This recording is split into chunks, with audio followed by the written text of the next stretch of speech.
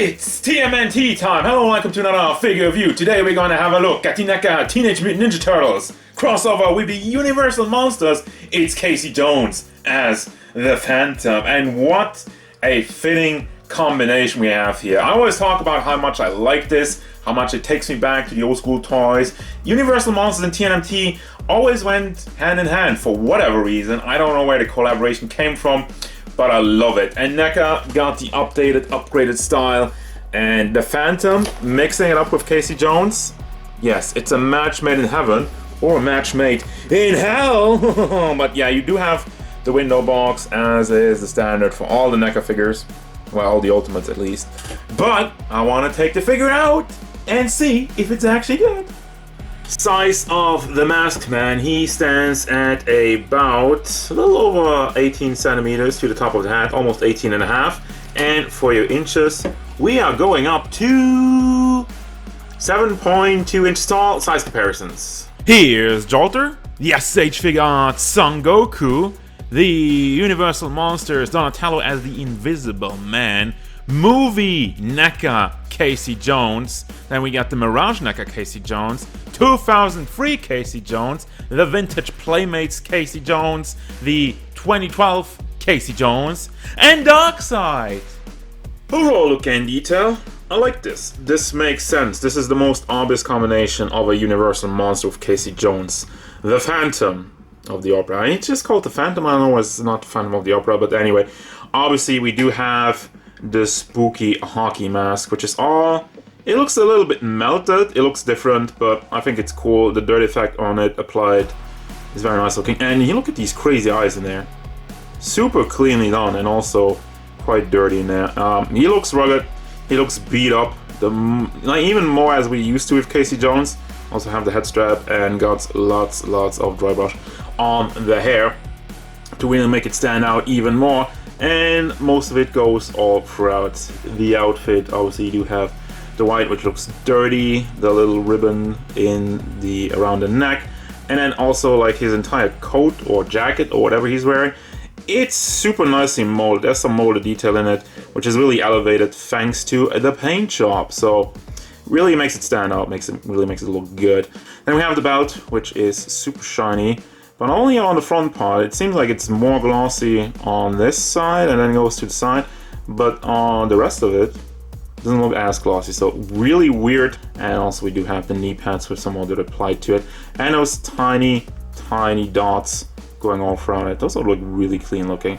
And he has some random damage only on this side. Well, there's some on this side. Oh, well, there's some more.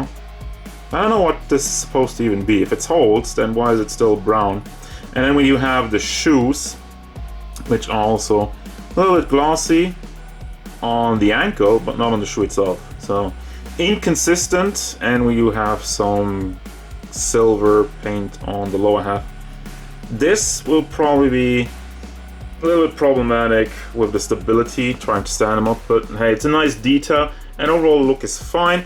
What kind of bothers me though, is it just me or his limbs are really long, especially the legs.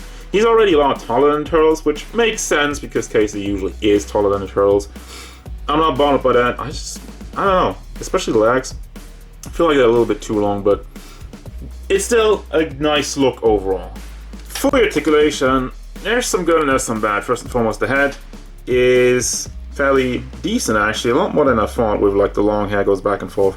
Does tilt side to side, and as you can tell, the neck already rotates around with it, but you can also swivel the head all the way around. But then you have the neck articulation. If you combine the two, bring it forward very much and to the back. Also, since the hair is soft plastic, you can try to push it a little bit further than the mold would kind of let you, and also tilts side to side. With the shoulder, you have a big hinge. The entire jacket area and the crotch piece is soft plastic, by the way, so it will bend a little bit more out of the way the harder you push on it, but just don't push too hard. You don't want to break anything off. It can also be swiveled. It's nice and tight in there. And then we have a simple hinge for the elbow. Doesn't look the greatest, but then again, like a double hinge would have looked even worse, but still, you can rotate it over here, and then you have the fist on another hinge, so you can bring that back and forth and can be swiveled on the pack. Don't have anything in the torso. Now, you could say, well, it's not cut up, but since it's soft plastic, you could have tried to apply a little bit something on here, like with Storm Collectibles, but they didn't do that. So what we're dealing with here is just some articulation, probably on a ball joint. For the hip parts, it can bring that back and forth, can also be swiveled all the way around, and does tilt side to side quite a bit, actually. Now, I feel like the crotch part is a little bit too big, because it's really pushing back. Again, it is soft plastic, so you can probably try to rotate it out a little bit more to the side to get the leg up more, but that's as far as it goes pretty much. Then out to the side, same thing. It's just being pushed back by the ponsu, and then, yeah, to the back, problematic. You see how it bends a little bit out of the way, but there's not really that much give on it. You can also rotate it on here, have the double hinged elbow, knee, actually. This is a knee, not an elbow, thank you.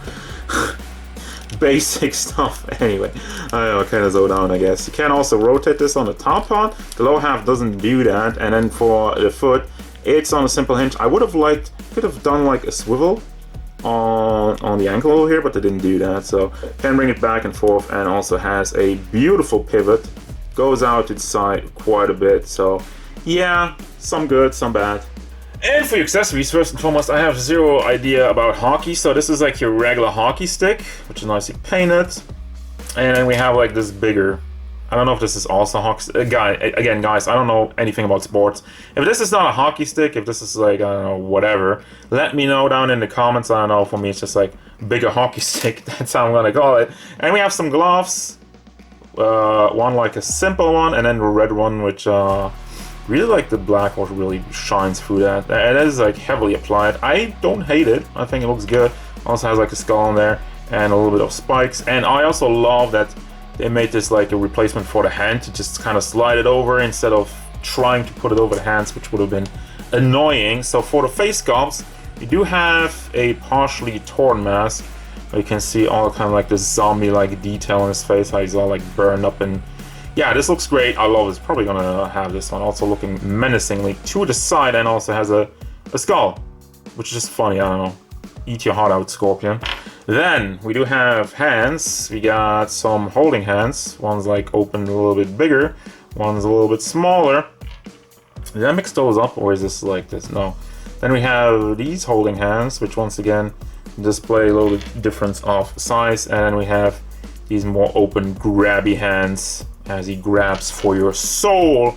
And then we have a cloth cape slash jacket. I think you could just display it as a cape, but you do have holes on the side over here to drape his arms through it and put it on the guy himself. I will display it off. Also, this is like, the collar is plastic, which is really nice because that way it looks a lot cleaner.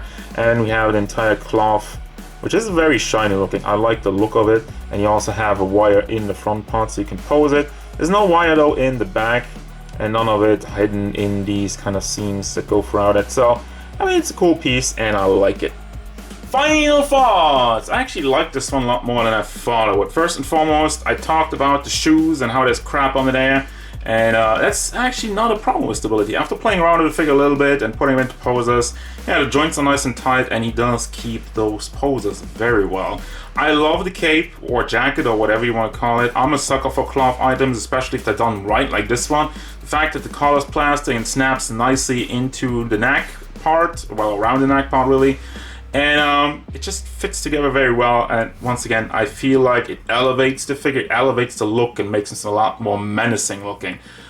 Other than that, the only kind of accessory I would have liked would have been something to put his weapon, any kind of weapon storage, like a bag or something, but alas, that's just an extra. That would just have been a bonus. Overall, I like the figure. I think the paint job on it is very good for the most part. There's some slips here and there, but other than that, I'm happy with it because what really draws me in is the look, and that one is amazing. So, recommended for all TMNT Casey Jones fans if you want something dark and gritty and monster, obviously, a little bit of horror type.